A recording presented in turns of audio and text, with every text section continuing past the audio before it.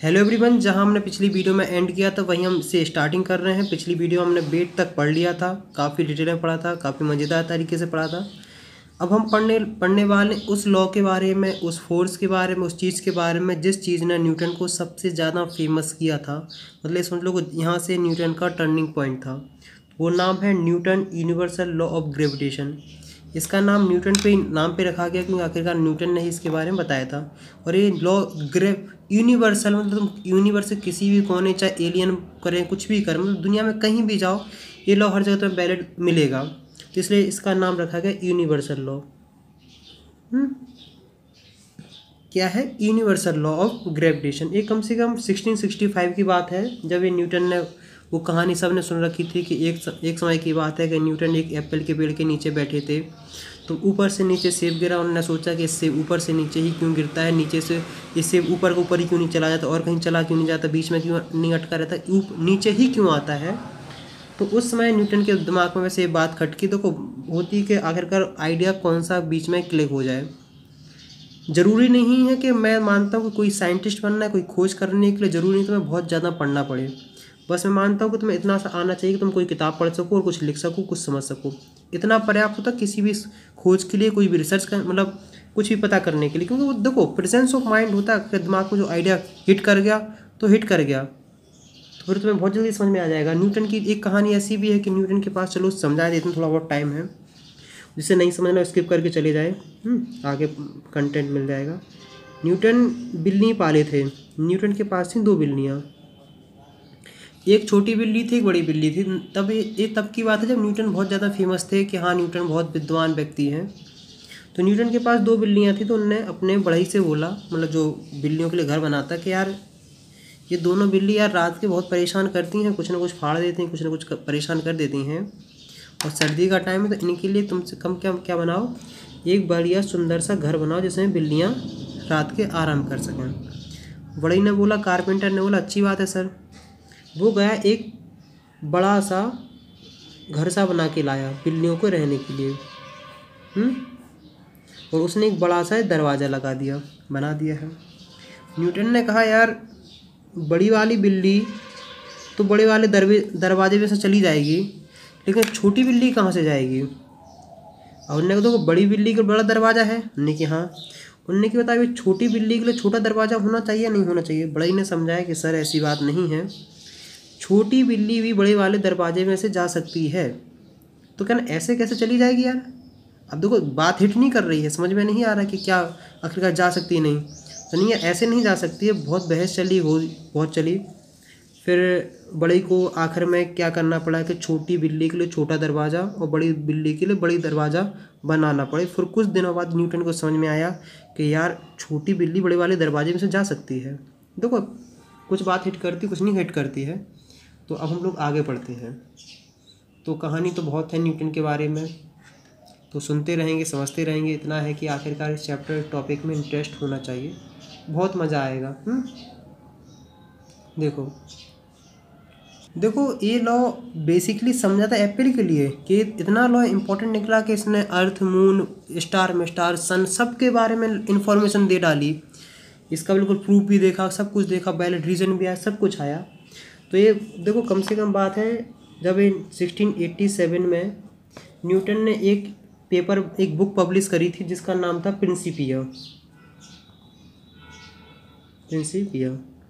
इस बुक में इसका उल्लेख था, इसके बारे में बताया गया। तो सबसे पहले हम समझते हैं आखिरकार न्यूटन का वो स्टेटमेंट क्या था, आखिरकार यूनिवर्सल लॉ ऑफ ग्रेविटेशन क्या है। चलो देखो ये स्टेटमेंट बिल्कुल सिंपल है, बहुत आसान है। तुम पलक झपक देखो एक बार समझ में आएगा, तुम्हें समझ में आ जाएगा। एक बार समझ लेना, आराम से लिख लोगे। Each particles in the universe, particles मतलब जिसके पास मास है। मान लो एक पार्टिकल्स ये रहा, एक पार्टिकल्स तुम्हारे पास ये रहा। Each particles in the universe attract each other with a force which is directly proportional to the product of their masses and inversely proportional to square of the distance between them। देखो अब हम समझते हैं कि Newton का कहने का मतलब था कि यूनिवर्स में जितने भी पार्टिकल्स हैं वो आपस में एक दूसरे को अट्रैक्शन का फोर्स लगाते हैं। अट्रैक्शन फोर्स मतलब ये वाला पार्टिकल्स इस वाले पार्टिकल्स को अपनी तरफ खींचता है, क्या करता है, ए वाला पार्टिकल्स इस वाले पार्टिकल्स को अपनी तरफ खींचता है, क्योंकि फोर्स ऑफ अट्रैक्शन का तो कोई चीज़ अपनी तरफ खींची जाती है। जैसे लव क्या है, एक फोर्स ऑफ अट्रैक्शन है कि नहीं है, लव क्या है आखिरकार एक फोर्स ऑफ अट्रैक्शन है, एक दूसरे के पास में खींचते हैं कि नहीं। और ये भी कहे कि ए वाला पार्टिकल इसको खींचता है, या फिर कह दें कि ए वाला पार्टिकल्स अपनी तरफ इसको खींचता है। अब इसकी फोर्स लग रहा है आपस में एक दूसरे को खींच रहे हैं, फोर्स ऑफ अट्रैक्शन जो है वो किसकी चीज डिपेंड करता है, उन्होंने कि एफ इस देखो m1 m2, जैसे m1 की वैल्यू मान लो हमने 2 kg मान ली है, इसकी मान ली हमने 3 kg, इस डायरेक्टली प्रोपोर्शनल टू m1 और m2 का प्रोडक्ट। पहला स्टेटमेंट ये रहा, उन्होंने कहा एफ इज जो फोर्स ऑफ अट्रैक्शन लग रहा है ना, मतलब ये वाला पार्टिकल्स अपनी तरफ खींच रहा है, वो है इनवर्सली प्रोपोर्शनल टू 1/r², मतलब इन दोनों के बीच की जो दूरी है, यहाँ से इसका सेंटर ऑफ मास और इसके सेंटर ऑफ मास के बीच की जो दूरी होती है, जैसे यहाँ से लेके यहाँ तक की दूरी r है, मतलब r मतलब हमने क्या मान लिया, हमने मान लिया है 10 मीटर। तो ये तुम्हारे पास ये लॉ रहा है। इतनी बात सिंपल समझ में आ गई है, मुझे तो नहीं लगता कोई कठिन है, सिंपल सा लॉ है। और हाँ, this force acts along the line joining the two particles, ये वाला फोर्स का जो डायरेक्शन होता है इसके लाइन के अलोंग होता है, जो यहाँ से वहाँ जोड़ी जाती हैं। न्यूटन का सेकंड लॉ, न्यूटन का ग्रेविटेशन वाला लॉ समझ में आ गया, बहुत आसान लगा कि नहीं, कि दुनिया के हर एक पार्टिकल्स एक दूसरे पे फोर्स ऑफ अट्रैक्शन लगाते हैं, और फोर्स ऑफ अट्रैक्शन की जो वैल्यू होती है, एफ की वैल्यू होती है, वो directly proportional to m1 into m2 and inversely proportional to 1/r² पे डिपेंड करती है। इतनी चीज़ समझ में आ गई है। हम सब जानते हैं कि जब ये दोनों इक्वेशन हम क्या करेंगे, कंबाइन करेंगे, तो F is directly proportional to m1 m2/r²। मुझे उम्मीद है कि यहाँ तक तुम्हें काफ़ी हद तक क्लियर हो गया होगा। देखो, जब भी हम प्रोपोर्शनलिटी का साइन हटाते हैं तो एक कांस्टेंट आ जाता है, जनरली से हम के लिखते हैं, इसे के को ही हम लोग कहीं जी लिख देते हैं। तो एफ की वैल्यू क्या आई है, जी m1 m2/r², क्या है, m1 m2/r²। जो जी आया है इसे हम बोलते हैं यूनिवर्सल ग्रेविटेशनल कांस्टेंट। क्या बोलते हैं, यूनिवर्सल ग्रेविटेशनल कांस्टेंट। इसकी वैल्यू दुनिया के किसी भी कोने में नहीं बदलती है। कभी कभार पूछा जाता है कि जी की वैल्यू लिखो, तो इसकी पूछी जाती तो लोग इसकी लिख के आते हैं, इसकी पूछी जाती इसकी लिख के आते हैं। कैपिटल जी और स्मॉल जी दोनों अलग अलग हैं। इसकी वैल्यू कैपिटल जो है उसकी वैल्यू कहीं भी चेंज नहीं होती दुनिया के किसी भी कोने में, और लेकिन ये जी है जो स्मॉल वाला, इसकी वैल्यू चेंज हो जाती है।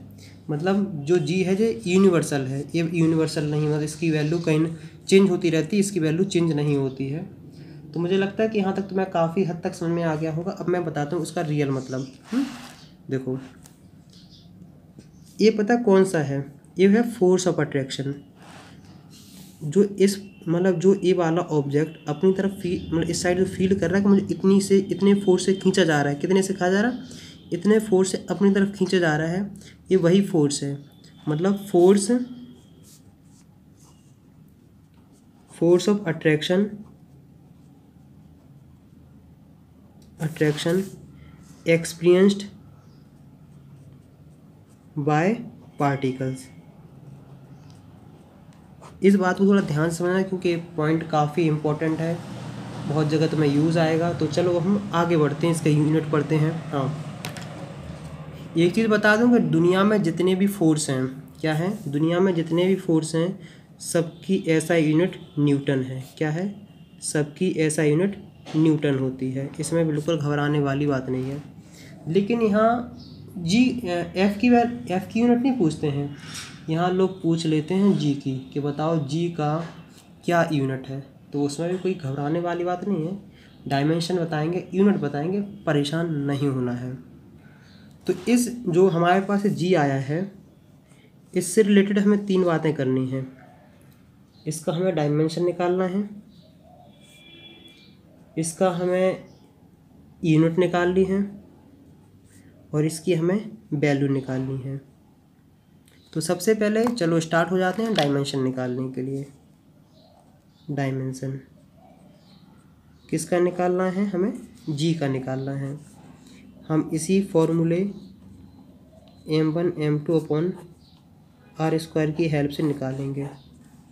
अगर तुम कहने हैं कि जी की वैल्यू लिखो तो कैसे लिखोगे, जी इसको यहाँ ले आओ, F R square m1 m2। इस बात को ध्यान रखना, इससे हर चीज़ निकलेगी। क्या रखेगी, इससे हर चीज़ निकलेगी। देखो G equal to F R square m1 m2। Clear. देखो अब तुम्हें फोर्स का डायमेंशन पता होना चाहिए। अगर नहीं पता तो घबराने वाली बात नहीं। फोर्स का जनरल फॉर्मूला एम ए होता है, तो एम एल टी माइनस 2, ये रहा फोर्स का dimension. Clear. M L T minus 2। R square मतलब डिस्टेंस है, तो इसका भी क्या हो जाएगा, एल स्क्वायर। एल स्क्वायर है ये। m1 और m2 क्या है, मास है। क्या है, मास है। तो इसका क्या हो जाएगा, m इंटू एम। तो एक m से m कैंसिल हो गया है, l की power 3 t minus 2 upon m। तो m minus 1 l3 t minus 2, इसका रहा डायमेंशन। तुम सब जानते हो जब कोई चीज़ ऊपर से नीचे जाती है तो पावर नेगेटिव की हो जाती है। 1 अपॉन एम को हमने कुछ नहीं m माइनस 1 लिखा है। क्लियर हो गया है, ये रहा डायमेंशन। अब हम बात करते हैं यूनिट। यूनिट भी आसान है निकालना, कोई बड़ी बात नहीं है। जी इक्वल टू क्या है, force are square m1 m2। Force की ऐसा यूनिट बोलो तो तुम लोग कहोगे न्यूटन होगी। हम कहेंगे डिस्टेंस की बोलो तुम कहोगे मीटर स्क्वायर होगी। हम कहेंगे मास की बोलो तो तुम कहोगे केजी, 200 केजी स्क्वायर हो जाएगी। तो जी की यूनिट में क्या देखने को मिलेगी, न्यूटन मीटर स्क्वायर पर केजी। इतना रहा कि नहीं। अगर इसी चीज़ को CGS में निकालना हो, दूसरी चीज़ों में निकालना, तो उसमें भी आराम से निकाल सकते हो, कोई बड़ी बात नहीं है मेरे हिसाब से। चलो CGS में भी हम लिख देते हैं। तो जी इक्वल टू होता है 9 centimetre square G minus 2। G for gram है, यहाँ छोटा वाला जी ना समझ लेना, 9.8 वाला। अब हम बात करते हैं वैल्यू के ऊपर। हमने डायमेंशन निकाल लिया, यूनिट निकाल लिया, हम निकालेंगे वैल्यू। क्या निकालेंगे, वैल्यू। देखो जो जी की जो SI वैल्यू है, SI वो है 6.67 इंटू 10 की power minus 11 newton metre square पर केजी माइनस 2। इस वैल्यू को जितनी प्यार से, जितनी शिद्दत से, जितनी लगन से, जितनी मोहब्बत से याद कर लो, तुम्हारे लिए उतना बेहतर है। इसको आँख खोल के, कान बंद करके, मुंह चालू रख के, हाथ चालू रख के याद कर लेना, क्योंकि इसकी वैल्यू हर जगह तुमसे पूछी जाएगी। एग्ज़ाम में सबसे ज़्यादा पूछी जाती है कि बताओ बच्चा जी की वैल्यू बोलो। हम देखो जो जी की वैल्यू है वो किसी भी चीज़ पर डिपेंड नहीं करती है। देखो, it does not depend on the nature and size of body, it does not depend on the nature of the medium between two bodies. इसलिए से यूनिवर्सल ग्रेविटेशन कांस्टेंट कहते हैं। यूनिवर्सल कांस्टेंट मतलब जो किसी भी चीज़ पर डिपेंड नहीं करता हो। तो इस चीज़ को लिखो। देखो जो जी की वैल्यू है वो ना ही नेचर और ना ही साइज पे डिपेंड करती है बॉडीज़ की। जो m1 m2 ले रहे हैं ना, जो दो बॉडीज़ के बीच का अट्रैक्शन फोर्स ले रहे हैं, उनके ना साइज पे डिपेंड करती है, ना उनके नेचर पे डिपेंड करती है। और इन दोनों पार्टिकल्स के बीच में कैसा मीडियम है, कौन सा मीडियम है, ये चीज़ उस पर भी डिपेंड नहीं करती है। इस बात का भी याद रखना कि ये वैल्यू उस पर भी डिपेंड नहीं करती है। तो इसलिए इसे यूनिवर्सल कांस्टेंट कहा जाता है। इसका मतलब जी की वैल्यू किसी भी डिपेंड पे नहीं करती है। तुम जी की वैल्यू कहीं भी देखोगे 6.67 इंटू 10 की power minus 11 newton metre square KG minus 2 ही आएगी, चाहे कुछ भी कर लो। इसकी वैल्यू कांस्टेंट है, कहीं भी बदलने वाली नहीं है। ग्रेविटेशन के फॉर्म, जो ग्रेविटेशनल फोर्स है उसके एविडेंस ही बताएंगे, भी बताएंगे आखिरकार जो समुद्र होता है उसमें लहरें क्यों आती हैं, क्या सिस्टम है, क्या मून से रिलेशन है, वो भी बताएंगे। लेकिन उससे पहले हम क्या करेंगे, जो ग्रेविटेशन अभी हमने पढ़ा है उसको हम वेक्टर फॉर्म में लिखेंगे। तो सबसे पहले हेडिंग डालो क्या, vector form of the law of gravitation. देखो अपने पास ऐसे इमेजिन करो, अपने पास दो पार्टिकल्स हैं, एक particles second particles m1 m2। जैसे मान लो इसका हमने 10 ग्राम मान लिया, इसका हमने 15 ग्राम मान लिया है। इन दोनों के बीच में डिस्टेंस कितनी है, वो है r। जैसे मान लो हमने मान ली है 5 मीटर। मतलब 5 मीटर पे 10 ग्राम और 15 ग्राम के दो पार्टिकल्स रखे हैं, मतलब दो चीज़ें रखी हैं। अब इसमें हमें क्या लिखना है वेक्टर फॉर्म में। देखो हमने कहा था कि दो पार्टिकल्स हैं तो इनके बीच में फोर्स ऑफ अट्रैक्शन होता है। देखो ये वाला इस वाले पे फोर्स ऑफ अट्रैक्शन लगाएगा तो इस डायरेक्शन कैसा होगा, इस साइड। इसने इस पे लगाया तो डायरेक्शन होगा इस साइड। अब m2 15 ग्राम का इस पे लगाएगा तो एक कैसा होगा, इस साइड। यहाँ तक क्लियर है, कोई दिक्कत कोई समस्या। देखो m1 से लेके m2 तक का जो क्या है यूनिट वेक्टर है वो है r12, क्योंकि आखिरकार r दूरी पे है ना। या फिर हम कह सकते हैं कि m2 से m1 के लिए जो यूनिट वेक्टर है उसकी वैल्यू है r यूनिट वेक्टर 2 1, 2 से 1 की तरफ। क्लियर है, कोई दिक्कत कोई समस्या। इसी चीज़ को क्या करते हैं हम लैंग्वेज में लिख लेते हैं, तो जल्दी पेन एंड कॉपी उठा के लिख लेना है। ये जल्दी से 4 पॉइंट लिख लो, काफ़ी हेल्पफुल रहेंगे तुम्हारे लिए। देखो यूनिट वेक्टर 1 2 का मतलब है unit vector from A to B. 2 1 का मतलब unit vector from B to A. Force 1 2 का मतलब है gravitational force exerted on A by B. जो ये है ना, ये फोर्स किसके द्वारा लगाया जा रहा है, बी के, किसके ऊपर, ए के ऊपर। तो इसको क्या बोल सकते हैं कि बी के द्वारा ए पे जो फोर्स लगाया जा रहा है वो है F1।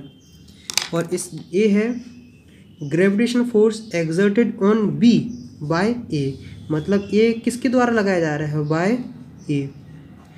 मुझे उम्मीद है कि यहाँ तक काफ़ी हद तक तुम्हें क्लियर हो गया होगा। इस चीज़ को ऐसे लिख सकते हैं, force of attraction exerted on B by A, मतलब पुलिंग फोर्स जो कौन लगा रहा है, ए लगा रहा है बी पे, मतलब जो अपनी तरफ खींच रहा है जो फोर्स, उस फोर्स की वैल्यू ए है।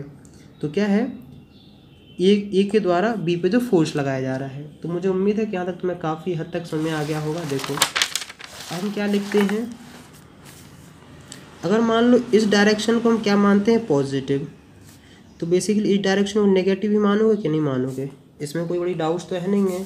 तो देखो अगर हम बोल देते हैं 1 2 और 2 1, अगर इस डायरेक्शन को हम पॉजिटिव मान रहे हैं तो इस डायरेक्शन को हमें नेगेटिव मानना पड़ेगा। तो इसलिए हम कहते हैं 1 2 gravitation force exerted on A by B, मतलब ये बी के द्वारा ए पे लगाया जा रहा है। तो क्या होता है, देखो सुनो, जो पहले लिखा जाता है इसके द्वारा इस पे लगाया जा रहा है, तो ये इसको क्या लिखेंगे, minus G m1 m2 r square और यूनिट वेक्टर टू 1, क्या है 2 1, unit vector from B to A. तो इसका मतलब क्या है कि unit vector from B to A. देखो ये है ना, ये देखो ये इस डायरेक्शन में जा रहा है ना यूनिट वेक्टर। वैसे मास का तो कोई डायरेक्शन होता नहीं, अपने पास इसी चीज़ का डायरेक्शन, इसी डायरेक्शन तो शो कर रहा है, तो इसको नेगेटिव ले रहे हैं, इस डायरेक्शन नेगेटिव ले रहे हैं, तो इस डायरेक्शन को हम पॉजिटिव ले रहे हैं। तो ये रहा सिंपल से तुम्हारे पास क्वेश्चन। देखो नेगेटिव साइन कुछ नहीं बता रहा है, सिंपल सा डायरेक्शन के बारे में बता रहा है। अगर हम क्या लिखेंगे, F21 force y1 on 2, force on force y1/2 होगा g m1 m2 upon r square. इतना चीज़ क्या बताता है, मैग्नीट्यूड बताता है। इतनी चीज़ जो हम लिखते हैं वो बताता है डायरेक्शन।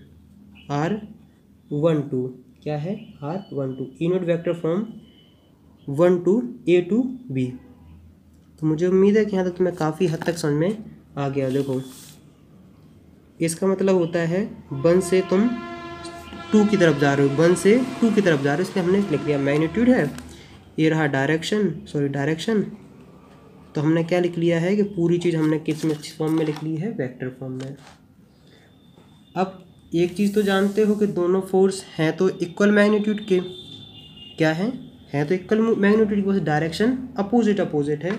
या फिर हम ये भी बोल सकते हैं कि r21 यूनिट वेक्टर है वो नेगेटिव ऑफ r21 वेक्टर है। तो सिंपल सा ही क्या है कि f21 माइनस ऑफ f12।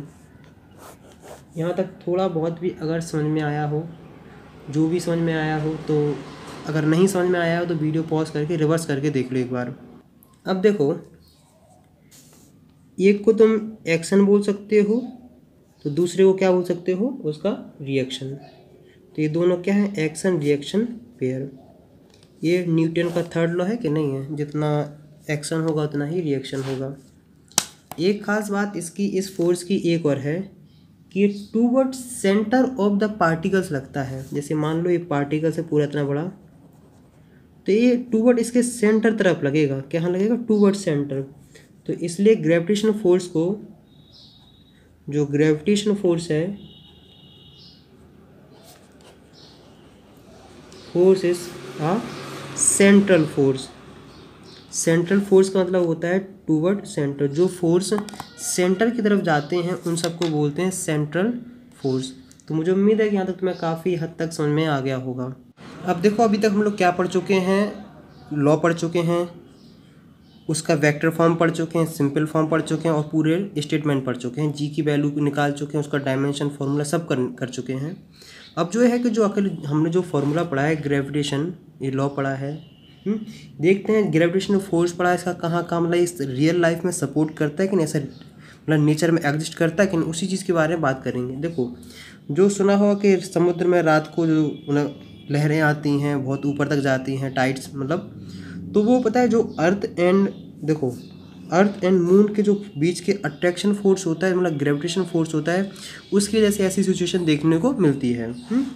अब देखो times of solar and lunar eclipse, मतलब जो चंद्र ग्रहण और सूर्य ग्रहण लगते हैं ना, वो भी इसी फॉर्मूले के हेल्प से तुम पता लगा सकते हो। देखो यार मुझे ऐसा लगता है कि जैसे देखो अगर तुम जाओ तो ये लॉ दिया गया 1665 में, पर इतना सिंपल से समझते हो, लेकिन मुझे लगता है कि इंडिया वाले इस लॉ के बारे में बहुत सदियों से जानते थे, क्योंकि हम लोग चंद्र ग्रहण, सूर्य ग्रहण, बहुत सारी चीज़ें बहुत कुछ पहले से जानते हैं। हम लोग जब आज पता चला लोगों को कि पृथ्वी गोल है, उससे पहले भी लोगों को पता था कि पृथ्वी गोल है, बहुत कुछ। अब देखो बात ऐसी है कि इंडिया का उतना जो कंटेंट था वो किसी को पूरा मिला ही नहीं, इसलिए हम लोग पीछे रह गए हैं। मुझे लगता है कि सारी चीज़ हम लोगों ने बहुत पहले निकाल के रखी हैं। हम लोग चंद्र ग्रहण, सूर्य ग्रहण, जो भी ग्रहण होते थे उनकी नॉलेज हम लोग के पास पहले से है। मतलब हमारे पास जो भी मेथड हो, लेकिन एक्यूरेट निकलता है तो आज जो साइंस निकाल रही है। देखो, और जो rotation of earth around the sun, जैसे जो पृथ्वी है सूर्य का चक्कर लगाती है, या फिर जो चंद्रमा पृथ्वी का चक्कर लगाता है, तो ये भी इसी के बेसिस पे तुम निकाल सकते हो, एक्सप्लेन कर सकते हो कि कार्य क्यों लगा रहा है, क्या सिस्टम है, क्योंकि फोर्स ऑफ अट्रैक्शन है वो भी इसी लॉ पे तुम बता सकते हो।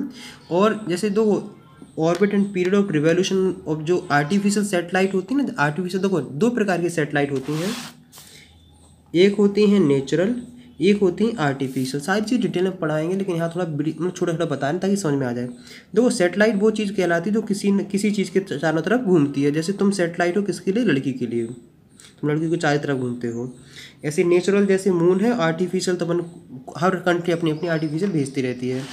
और इसी फॉर्मूले की हेल्प से तुम जी की वैल्यू भी कैलकुलेट कर सकते हो। जी होता है एक्सेलरेशन ड्यू टू, वो भी इसी फॉर्मूले के हेल्प से ही कैलकुलेट की जाती है। तो मतलब बहुत एविडेंस है इसकी। तो इतना बात समझ में आ गया कि नहीं कि बिल्कुल रियल लाइफ में भी एग्जिस्ट करता है।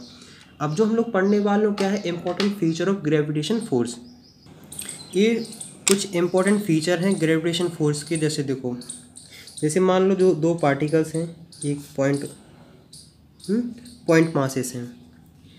पहली बात है इंडिपेंडेंट ऑफ इंटरवेनिंग मीडियम, मतलब इन दो पार्टिकल्स के बीच में कैसा मीडियम है इस चीज़ पे डिपेंड नहीं करता है ग्रेविटेशनल फोर्स। मतलब एफ की value G(m1) m2 upon R square ही रहेगी, चाहे इसके बीच में कोई मीडियम रहे, चाहे एयर रहे, वैक्यूम रहे, वाटर रहे, ऑयल रहे, कोई मीडियम रहे, मीडियम कौन सा उस पर डिपेंड नहीं करती है। पहली बात है। दूसरा पॉइंट है कि ये न्यूटन का थर्ड लॉ ओबे करते हैं। इसका मतलब है कि जितना फोर्स ए वाला इस पे लगाता है उतना ही फोर्स ए वाला इस पे लगाता है, बस अपोजिट डायरेक्शन होता है। मतलब इसलिए इन दोनों को तुमने देखो ऐसे डायरेक्शन तुम्हें देखने को मिलते हैं। इसका मतलब है कि जैसे मान लो ये पेड़ है, इस पे एप्पल लगे हैं, जितना फोर्स पृथ्वी मतलब अर्थ एप्पल पे लगाती है उतना ही फोर्स ऑफ अट्रैक्शन एप्पल अर्थ पे लगाता है। लेकिन बात क्या होती है कि एप्पल नीचे गिरता है, अर्थ ऊपर नहीं आती है। तो मैं तुमसे क्वेश्चन पूछूं, मेरी तरफ से तुम्हारे लिए क्वेश्चन है कि बताओ एप्पल ही नीचे क्यों गिरता है, अर्थ ऊपर क्यों नहीं आती। क्वेश्चन दोबारा सुनो कि अगर मान लो दो बराबर मैग्नीट्यूड है तो एप्पल ही नीचे क्यों गिरता है, अर्थ ऊपर क्यों नहीं जाती है। अब देखो तीसरा पॉइंट है कि ये पॉइंट मासेस के लिए है। पॉइंट मासेस समझते हो, मतलब छोटे से जिसको बहुत नेगेटिव मास हो लेकिन साइज हो थोड़ा सा, उसी के लिए ऑबे करता है। वो बात अलग है कि हम पॉइंट मास से पूरे लार्ज बॉडी के लिए निकाल लेते हैं। और दूसरी बात है कंजर्वेटिव फोर्स है। पांचवी बात है independent of presence of other bodies, मतलब अगर मान लो दो बॉडीज़ है ना, इन दोनों के बीच का तो फोर्स ऑफ अट्रैक्शन मतलब ग्रेविटेशन फोर्स लगाना है, तो ये बॉडी अगर हो तो इन दोनों के फोर्स ऑफ अट्रैक्शन में कोई फर्क नहीं पड़ेगा। और दूसरी छठवां पॉइंट है कि सेंट्रल फोर्स होता है। सेंट्रल फोर्स मतलब होता है जो बॉडी होती है उसके टूवर्ड्स सेंटर होता है। टूवर्ड्स कहाँ होता है, सेंटर। तो मुझे उम्मीद है कि यहाँ तो तुम्हें ये बात इतनी तो समझ में आ गई होगी। एक इंपॉर्टेंट बात बता दूं कि आखिरकार कुछ लोग समझ रहे होंगे अरे कंजर्वेटिव फोर्स क्या, कुछ लोगों को बता दो। कंजर्वेटिव फोर्स वही होते हैं जो पाथ पे डिपेंड नहीं करते हैं। दोबारा सुनो, कंजर्वेटिव फोर्स कौन से होते हैं, वही होते हैं जो पाथ पे डिपेंड नहीं करते हैं। कि मतलब उसका वर्क डन पाथ पे डिपेंड नहीं करता है कि चाहे तुम कोई भी पाथ करो सेम वर्क डन रहेगा, चाहे तुम यहाँ से लेके ऐसे जाओ, चाहे डायरेक्ट जाओ, चाहे ऐसे ऐसे कहीं से भी घूम के ऐसे जाओ। ये इनिशियल एंड फाइनल पॉइंट पे इनका वर्क की वैल्यू डिपेंड करती है, ना कि पाथ पे डिपेंड करती है। जैसे एक होते हैं नॉन कंजर्वेटिव फोर्स, जैसे फ्रिक्शन जो होता है नॉन कंजर्वेटिव फोर्स होता है, उसकी वैल्यू उसमें जो वर्क होता है वो पाथ पे डिपेंड करता है। अब जो मेन इंपॉर्टेंट है principle of superposition of gravitational force, ये काफ़ी इंपॉर्टेंट है, इसी चीज़ को पढ़ना है क्योंकि इस चीज़ से रिलेटेड क्वेश्चन ज़्यादा आते हैं, बच्चे कंफ्यूज ज़्यादा होते हैं। अभी तक जो हमने पढ़ा है वो दो पार्टिकल्स के बीच के फोर्स का हमने पढ़ा है। मतलब अगर दो पार्टिकल्स ना आराम से निकाल सकते हैं कि F की value G(m1) m2 upon R square होती है। इतनी होती है। एक बात हमेशा याद रखना, ग्रेविटेशन फोर्स हमेशा अट्रैक्टिव होता है, मतलब क्या होता है, अट्रैक्शन होता है, यहाँ रिपल्सन नहीं होता। मासेस के बीच में हमेशा अट्रैक्शन होता है, यहाँ रिपल्सन नहीं होता है। 12th क्लास में जब तुम चार्ज के बारे में पढ़ोगे तो अट्रैक्शन रिपल्सन तुम्हें दोनों चीज़ देखने को मिलेगी। तो देखो सुनो, वैसे अगर ऐसे लिखवाएं तो ज़्यादा परेशान हो जाओगे। मैं इसका एक क्वेश्चन कराता हूँ, उसकी हेल्प से तुम्हें काफ़ी आसानी से इस क्वेश्चन समझ में आ जाएगा, कॉन्सेप्ट समझ में आ जाएगा कि अगर मान लो दो से ज़्यादा पार्टिकल्स होते हैं तो हम superposition principle of superposition use करते हैं। और कैसे यूज़ करते हैं वो मैं बताता हूँ। जैसे मान लो कि हमारे पास ये तीन मासेस हैं, इसका नाम रख लेते हैं m1 m2 m3। जैसे इसका मास है m, इसका मास है m और इसका मास है m, मतलब इन तीनों का मास सेम है। और दूसरी बात है कि यहाँ से लेके यहाँ तक दूरी और यहाँ से लेके यहाँ तक दूरी और यहाँ से लेके यहाँ तक दूरी भी सेम है। जैसे अगर मास m की वैल्यू मान लेते हैं 2 kg, मतलब 2 kg के तुम्हारे पास तीन पार्टिकल्स हैं। हमें क्या निकालना है कि आखिरकार बताओ कितना फोर्स होगा उस पार्टिकल्स पे जो सेंट्रॉइड पे रखा होगा।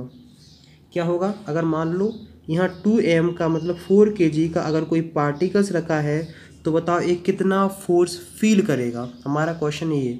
तो सिंपल सा इस पर क्या लगाएंगे, हम कंजर्वेटिव लगाएंगे। देखो ये वाला अपनी तरफ खींचेगा कि नहीं, मतलब ये वाला अपनी तरफ ऐसे खींच रहा है। अगर इन दोनों में से कोई भी नहीं होते तो क्या होता है कि ये वाला ऑब्जेक्ट इस साइड जाने की कोशिश करता, ये वाला इसको अपनी तरफ खींचेगा तो ये भी अपनी तरफ ऐसे फोर्स लगा रहा हो, ये वाला अपनी तरफ इसको खींचेगा तो ये भी ऐसे ही अपनी तरफ फोर्स लगा रहा है। मतलब एक बॉडी पे 3 वजह से फोर्स लग रहा है। तो सबसे पहले हम लोग क्या करेंगे कि इसकी वैल्यू निकालना स्टार्ट करेंगे। सबसे पहले देखो, सुनो, चालू हो जाओ। इस क्वेश्चन करने के लिए तो वेक्टर की समझ होना काफ़ी ज़रूरी है, तो इसलिए उस वेक्टर को भी थोड़ा ध्यान रखना।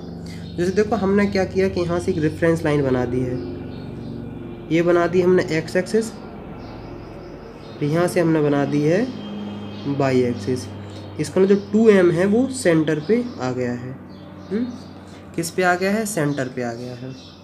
तो चलो हम लोग क्या बात करते हैं कि आखिरकार देखो सुनो, इसकी वजह से फोर्स, इसकी वजह से फोर्स और इसकी वजह से फोर्स, तीन की वजह से फोर्स निकालेंगे और जो रिजल्टेंट फोर्स होगा वो इन सब का वेक्टर सम होगा। जैसे मान लो एफ आर जो रिजल्टेंट होगा वो F1 वेक्टर, F2 और F3।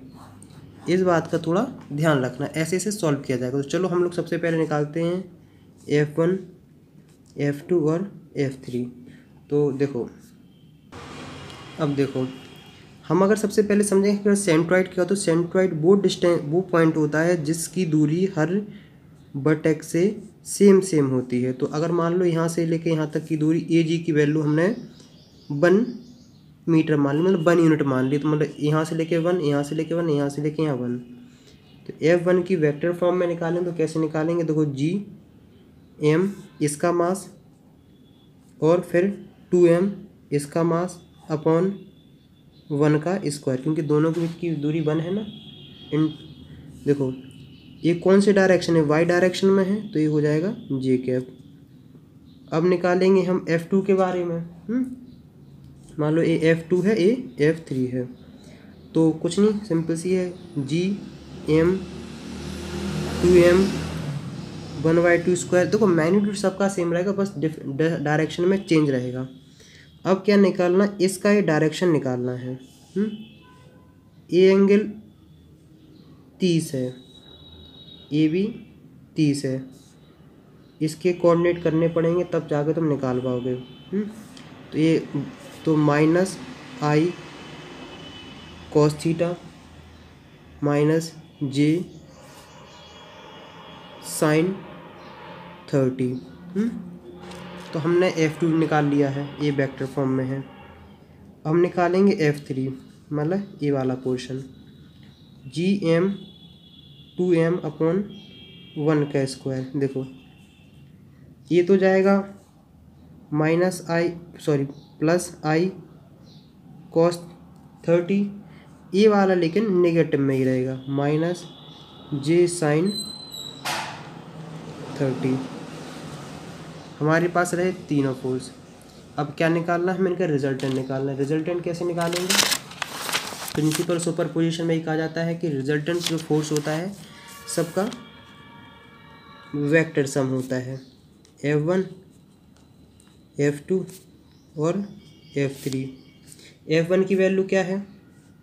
तो हमने निकाला था Gm 2m j upon 1। F2 की वैल्यू Gm 2m अपॉन 1 का स्क्वायर, यहाँ भी square, -i cos theta -j sin 30, मतलब थीटा की वैल्यू। और F3 लिखेंगे तो 2m Gm 2m अपॉन 1 का square, i cos 30 -j sin 30। कुछ नहीं, तीनों इक्वेशन को क्या करो, सिंपल सा। अब सबसे पहले देखेंगे इसमें क्या क्या कॉमन है, तो वो है Gm और 2m। अंदर अपने पास क्या बचता है?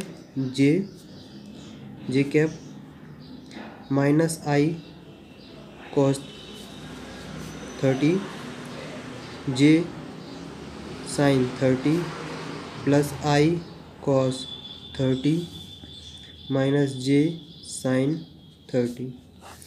सॉल्व करोगे तो तुम्हारे पास आएगा GM 2M J, देखो माइनस I cos 30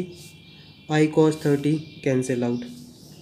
अब बचा है तुम्हारे पास -2J sin 30, और sin 30 की वैल्यू क्या होती है 0 1 1/2 √3/2। sin 30 की वैल्यू होती है, वो होती है 1/2।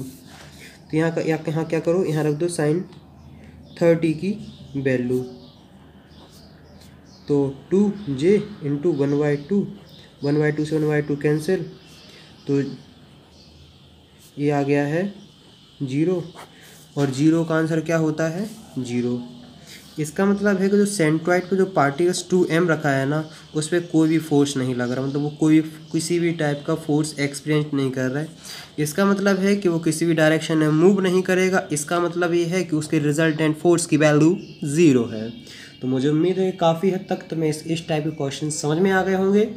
और कैसे करते हैं, बस तुम्हें थोड़ी वेक्टर की समझ होनी चाहिए, कैसे क्या क्वेश्चन घुमाए जा सकते हैं, कैसे कराया जा सकता है। यहाँ तक अगर मज़ा आया है तो लाइक करो, शेयर करो और सब्सक्राइब करो। कम से कम अपने 3 फ्रेंड के साथ ये वीडियो ज़रूर से ज़रूर शेयर करें, मतलब 3 ग्रुप पे शेयर करें। और नेक्स्ट अगर यहाँ तक कुछ दिक्कत आई, कुछ समस्या आई है, तो एक आध क्वेश्चन अपन और कर लेते हैं, ताकि तुम्हें और भी अच्छी तरीके से मज़ा आ जाए कैसे क्या सॉल्व करते हैं। देखो सुनो, चलो हम बताते हैं।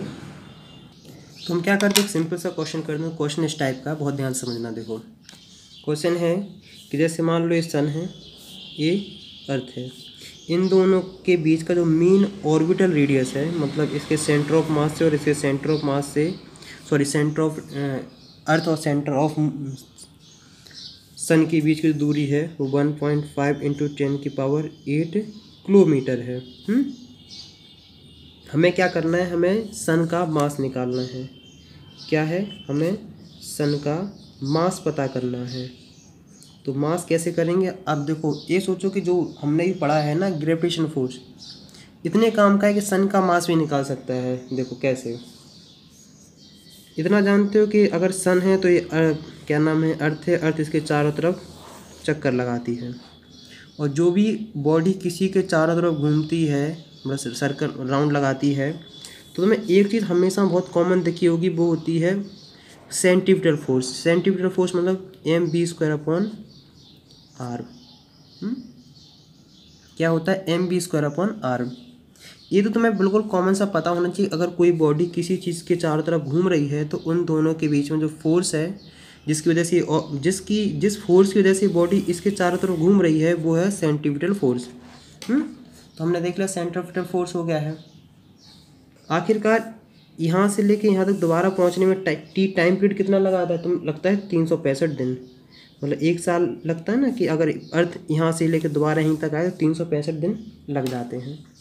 365 दिन में तुम सेकंड में चेंज करोगे, 365 दिन, एक दिन में 24 घंटे, 24 घंटे में 60 सेकंड, तो ये तरह पूरा कर लिया है। तो सेंटीपिटल फोर्स जो होगा mv²/r इक्वल टू किसके होगा, ग्रेविटेशनल फोर्स m/r²। देखो जो बड़ा वाला m है वो मास ऑफ सन है, और जो छोटा वाला है वो मास ऑफ अर्थ है। क्लियर। अब देखो ये जो मास, ये पता किसका है, ये है मास ऑफ अर्थ, ये है मास ऑफ सन। आर दूरी दे रखी है, बी वेलोसिटी भी तुम्हें पता है। ये तो रहा, इससे कैंसिल आउट। मुझे लगता है कि इतना तुम्हें काफ़ी हद तक समझ में आ गया होगा। बी तुम जानते हो कि तुम इसको ω/r लिखते हो, और ओमेगा को तुम अगर एक पूरा टाइम पीरियड के लिए देखना चाहते हो तो 2π/T भी आसानी से लिख सकते हो। तो b इक्वल टू तुम क्या लिख सकते हो, 2π/T/r। तो क्या कर दो, 2πr का whole square upon into T, और 1/r ये रहा, Gm/r²। इससे ये कैंसिल आउट हो गया, ये हमें इसका m निकालना है। तो m इक्वल टू क्या आ गया है, 2πr आर का स्क्वायर अपॉन टी भी इसी के साथ है, इनटू आर अपॉन जी। जो एम की वैल्यू तुम्हें देखने को मिलेगी वो पता है क्या देखने को मिलेगी, बहुत सिंपल सा तो क्वेश्चन है, 4 pi R square into R cube upon G T square. इसकी तुम वैल्यू इसमें पुट करोगे तो मैं आंसर आराम से देखने को मिल जाएगा, कितना आएगा 2.01 इंटू 10⁻30 kg। आंसर अपन अपना मैच करना है ना, कोई बड़ा रॉकेट साइंस नहीं, आराम से होगा। ऐसे कई टाइप के क्वेश्चन है, करोगे समझ में आएगा। नेक्स्ट वीडियो में मिलते हैं नेक्स्ट टॉपिक के साथ।